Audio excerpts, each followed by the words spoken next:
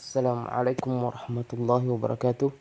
Alhamdulillahi rabbil alamin. Wassalatu wassalamu ala rasulillah wa ala alihi wa ashabihi wa man tabi'ahum bi ihsanin ila yaumiddin, amma ba'du.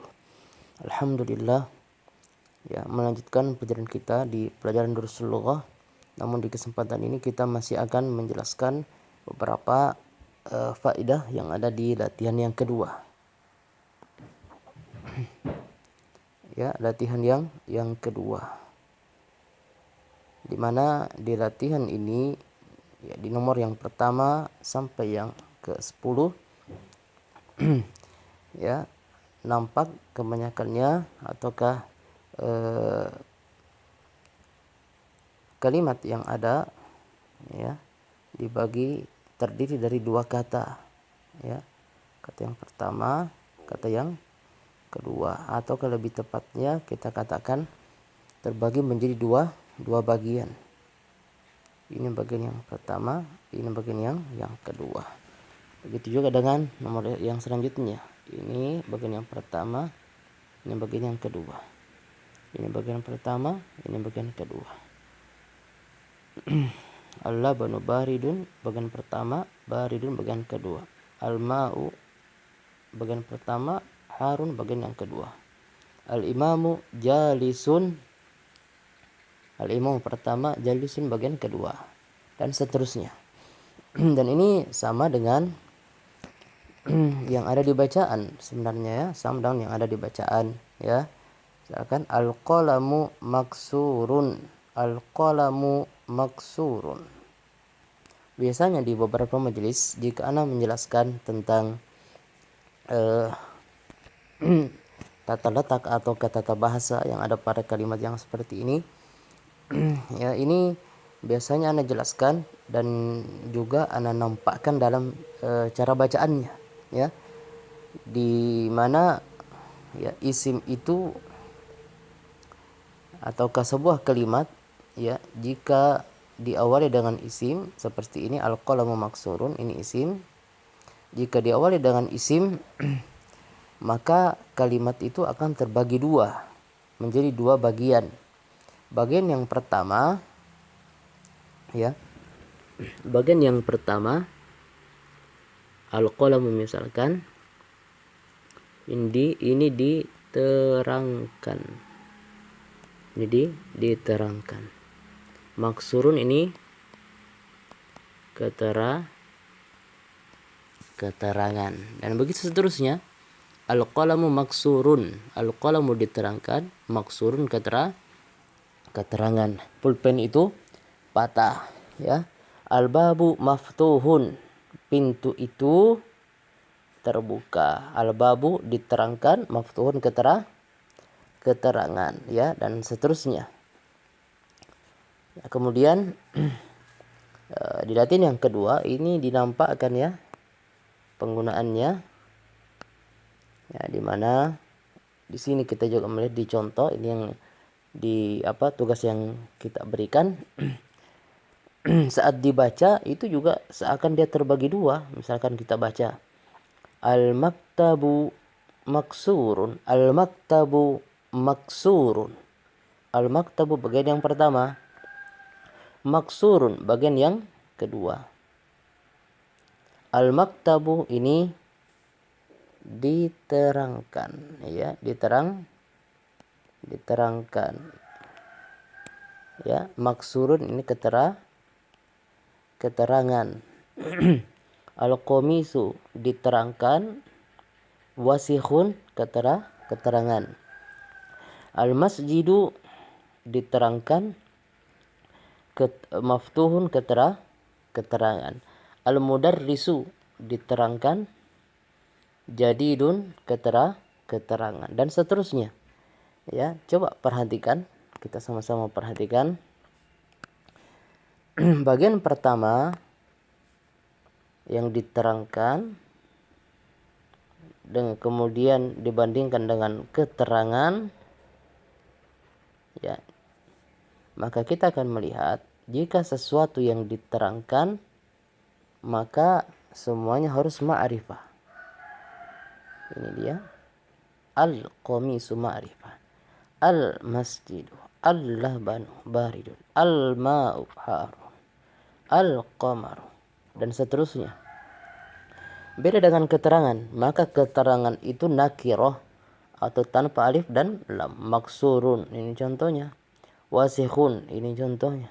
Maftuhun, ini contohnya. Ya, kesimpulannya, sebuah kalimat yang diawali dengan isim, kalimat yang diawali dengan isim, ya, seperti yang ada di contoh ini yang ditugas, kalimat yang diawali dengan isim, maka dia terdiri dari dua bagian. Bagian yang pertama diterangkan, bagian yang kedua keterangan, ya. Al-mudarrisu jadidun, al-labanu baridun, dan seterusnya. Ya, mudah-mudahan ini dipahami penjelasan untuk latihan yang kedua. Kemudian ya, kita lanjut untuk latihan yang ketiga dan latihan yang keempat.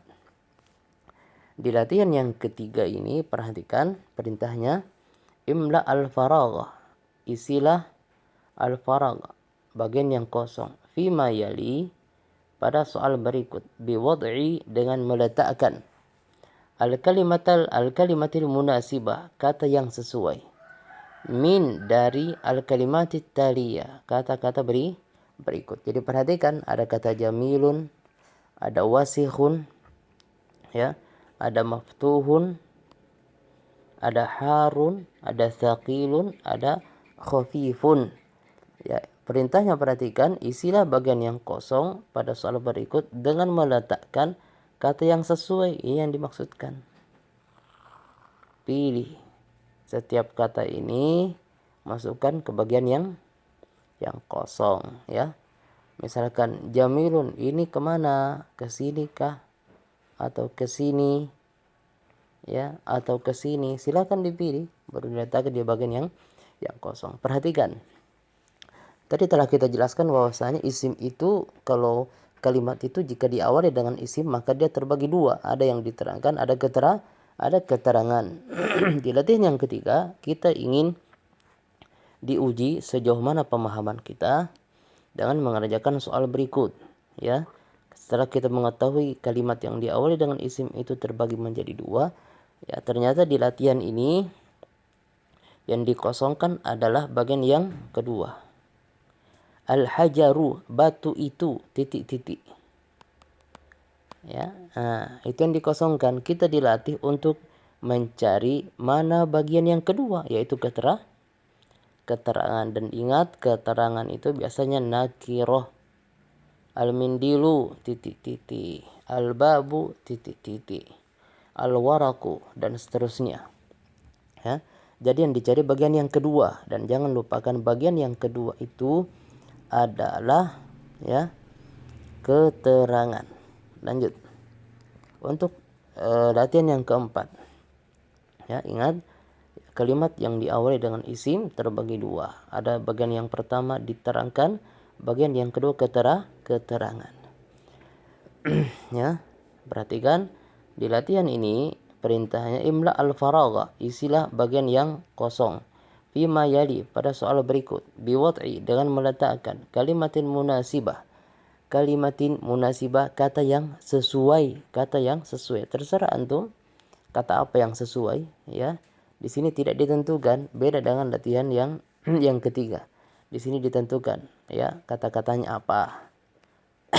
Adapun di sini maka antum isi sendiri, kira-kira titik-titik nazifun, bersih. Titik-titik itu nazif, bersih. Titik-titik itu maksur, ya. Bagian pertamanya apa? Itu yang diinginkan. Ya, di mana kita ketahui bagian yang pertama adalah kata yang diterangkan. Jadi antum datangkan kata di bagian yang pertama ini, dan ingat, kata yang pertama di bagian yang pertama jika dia kalimat yang diawali dengan isim, maka antum datangkan sebuah kata yang ma'rifah, Nah, ini untuk latihan yang keempat.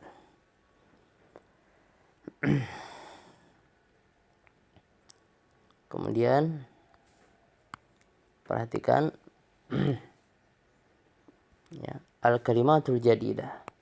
Insyaallah kalau al-kalimatul jadidah sudah jelas semua. Al-qamaru artinya bulan, jadidun artinya baru, qadimun artinya lama, wasihun artinya kotor, nadhifun artinya bersih, harun artinya panas, baridun artinya dingin, shaghirun artinya kecil, kabirun artinya besar, maftuhun artinya terbuka, maksurun artinya patah, sakirun artinya berat, khafifun artinya ringan, jamilun artinya indah atau cantik, waqifun artinya berdiri, jalisun artinya duduk.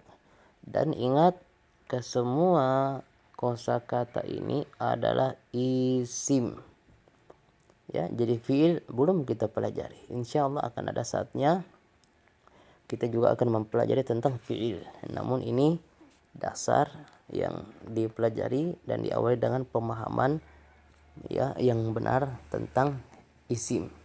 Nah, silakan dikerjakan tugasnya untuk latihan yang kedua, latihan yang ketiga, dan latihan yang keempat. Seperti biasa dikirim ya, disertakan dengan foto atau audio atau sekaligus dengan videonya. Nah, ya semoga memberikan manfaat. Subhanakallahumma bihamdika asyhadu an la ilaha illa anta astaghfiruka wa atubu ilaik. Wassalamualaikum warahmatullahi wabarakatuh.